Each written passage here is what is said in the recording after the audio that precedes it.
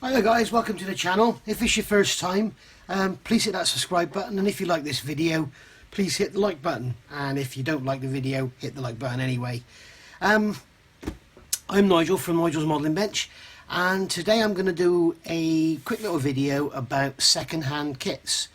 Now this, you'll see I did a review of this kit back a couple of weeks ago, and then realised that what I actually had was a bit of a gem. They're not around that often, and when they do come up, they're fetching, you know, for what it is, it's fairly silly money.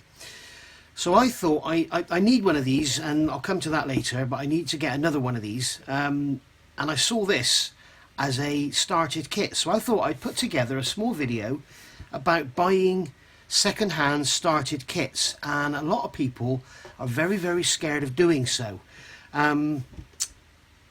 The first reason to be scared is there may be missing parts. Revell have got fantastic customer service and will supply missing parts. The trouble is with kits like this, they've been out of production for quite a few years, so getting hold of missing parts would probably be very difficult. Now, this kit I paid £24 for, I think. The new kit, there was another one on there at the same time, new, and I think that went for like £50. So you can see I got a kit here, half price. It's complete, it's all there, it's a genuine seller. You put photographs of all the sprues and you can see that everything was there. Instructions, decals, everything, all perfect. And if we open up the box, you can see in there, I mean, other than the fact that the wings aren't bagged and there's some little bit of paint on the instructions, you wouldn't know it's not a new kit. So, yeah, great. Interestingly, one of these little undercarriage support arms was broken, and you can see there's a sprue with the undercarriage support leg there, and I think the previous owner must have got in touch with Revell and got the spare part to replace the broken one, so that was good. There was also some Ferrari instructions in the box and a couple of light lenses as well for cars, so they've gone in the spares box. Anyway, but back to this. So I'll show you a picture of it. Here it is now. This is what it looked like in the eBay ad, and you can see that all the cargo bay and everything's assembled and painted, and it's not very good.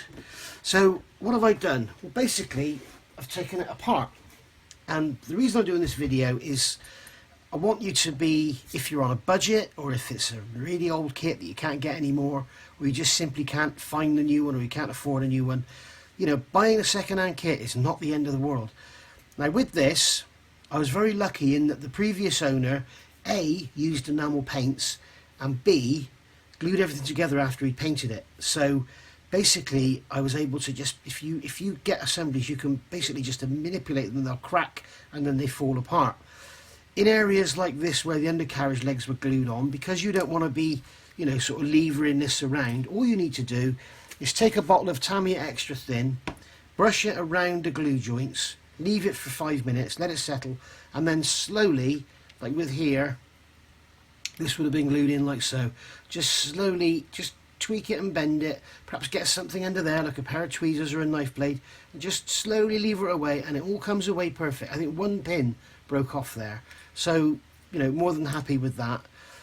And then what I did, because it was enamel, I put it all into a sealed plastic bag, put some Mr. Muscle oven cleaner in there, sprayed it in there, left it overnight, and then the next day came along, washed it under a tap, and all the paint comes off. Then this here, this was brush painted, and it must have been an acrylic because it didn't quite get it all off. So all I've done is come along with some Mr. Colour 400, that's the size, Mr. Colour levelling thinners, and just brushed some on and then wiped it all off with a cloth, and you can see here that it all comes off quite easily, what was left on there. So basically what I want to do now is just show you some finishing off tips. Now we can see here where these bulkheads have been glued. Luckily, probably the previous owner hadn't watched any of my videos, because you can see they've left seam lines all over everything, including on the outside of these bulkheads, so that's going to cause you a nightmare going forward when you come to fit it all together. It probably wouldn't have gone inside the fuselage. But all you need to do is get yourself a coarse sanding stick, and where there's glue, it's just gently rub over where the glue was until you see the white plastic show through. Now in this case I'm going to remove that seam line anyway, so that's a help. If the previous owner had done that, then it would have been a lot more difficult to take apart, and also it would have been a lot more difficult to clean up. So this little area in here, I can come in with this Infinity Matador sanding stick again and just remove the seam line, remove the glue, and then go around the outside and do the same. Now areas like this where there's going to be undercarriage legs going in, you can see the paint is still there. So what I'm going to do, I'm going to take my leveling thinners. You can use pretty much any acrylic based thinner for this. I wouldn't suggest using cellulose because it'll attack the plastic. But I'm just going to rub that on there, and hopefully that will soften and dissolve that paint that's on there. You can see it's starting to come off. Now the other problem is, you see now some of this may be glue. It may be sort of paint stained glue. Glue that's been, you know, rubbed with the paint, so it's taken on the cover of the glue, the colour of the glue. So we're going to get down inside there and make sure we get them cleaned out. And you can see that with a bit of patience, a bit of rubbing, yeah, I can see now there is glue on there, so nothing's going to get that off other than sanding. So there we go. So that's off. Now down in those holes in there, I'm going to come in with a cocktail stick and just rub around inside there and just get the dregs and the paint and stuff out that's got into there. And there we go. Now I can come in with the little 400 grit sanding stick and just clean that up. And there we go, the paint is gone.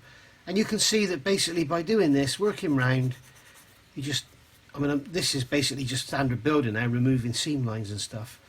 When it comes to areas like this, you can see we've got glue there. So what I can do is just come along with my coarse sanding stick, gently rub over the top until it's all level.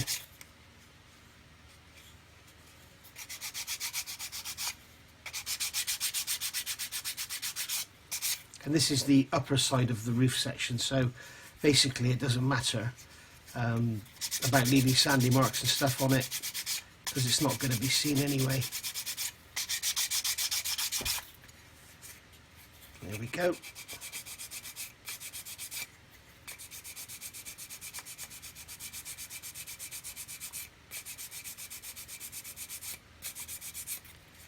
And as you can see, we just remove the glue marked areas. Now what I'm going to do here is use one of these flory skinny sticks and just get in there and clean that up. The other way you can do it is come along with a knife, preferably one of these round shaped blades, and just scrape away like so. And then your glue is gone.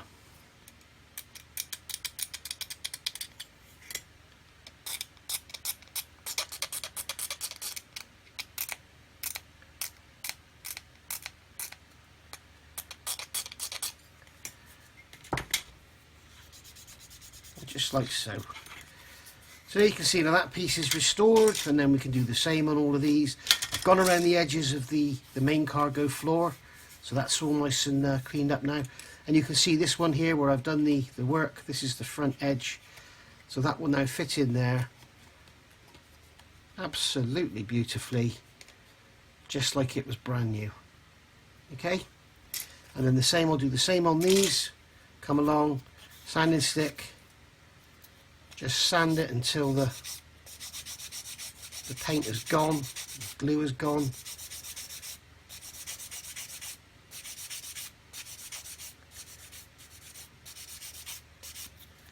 There we go.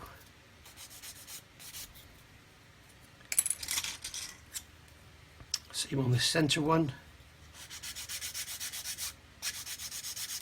And of course, if you buy the kit second hand and the work that's already been done is fine, then, you know, just leave it. I bought a Tamiya 1/20th scale Porsche 935. Started, and all the previous owner had done is glued the engine halves together. That's all they'd done, and they're glued together absolutely fine. So there is no reason to take them apart at all. The only caveat to all this, of course, if it's a car model or an aircraft with a large canopy, if the canopy's been messed up, then you're going to have to go down the spare parts or aftermarket route. You can't really save a messed up canopy. Okay, so there we go, that's that seam cleaned up. Now that one will fit on here, like so, and you can see that will fit absolutely fine, just as if it was new. Put some glue along there, you'd never know it had ever been glued together before. Okay, so that was basically what I wanted to show you, was that when you get these second-hand kits, you know, it's not the end of the world, and in many cases you can save a hell of a lot of money, especially on more expensive stuff.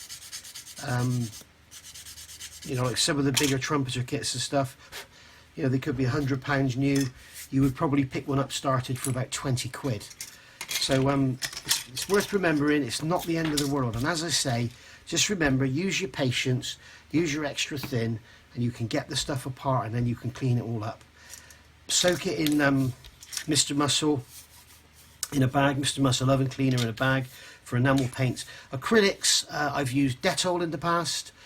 You can use brake fluid, but my experience with brake fluid, it will cause embrittlement because apparently it seeps oil out of the plastic and the plastic becomes very brittle.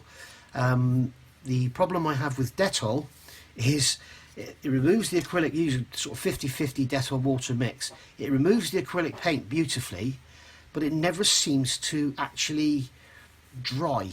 The surface always remains, I don't know, kind of like almost like it's damp, and you can wash it off as much as you like and it always sort of stays damp, and the smell doesn't go away either. It always smells of Dettol. So if you like the smell of Dettol, that's not a problem. I'm not a great lover of it, but that's how I basically remove paint. And as I say, you can clean up those glue joints, and then we're as good as new. I'm going to get a finer skinny stick here, and I can get in these little areas in there and clean them up. We've got ejector pins to get rid of anyway. So there we are. And that was all I wanted to do, was put together a quick little video just to show you that started kits, they're worth buying. Thanks for watching, and don't forget to hit that like and subscribe. Bye for now.